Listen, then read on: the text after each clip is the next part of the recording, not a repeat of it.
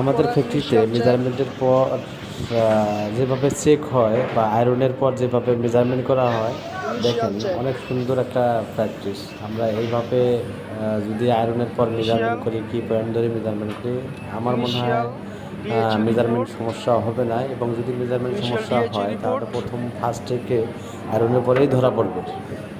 আমরা এইভাবে যদি কাজ করি, আমাদের মেজারমেন্ট যে সমস্যাগুলো আছে এটা ইনিশিয়াল সলিউশন করা মেজারমেন্ট রিপোর্ট সম্ভব।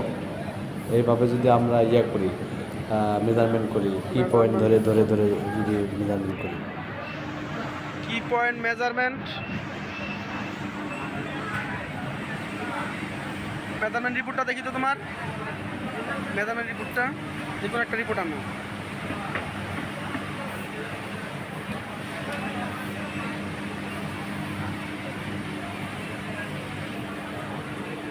শেক চেক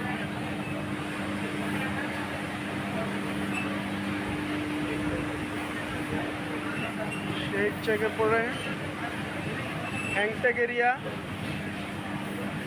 হ্যাংট্যাগ মেকিং চলতেছে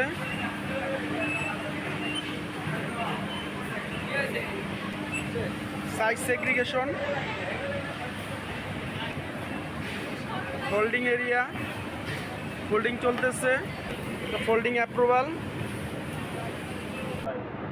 আয়রন স্ট্যান্ডার্ড আয়রন মেথড এবং PP meeting line wise PP meeting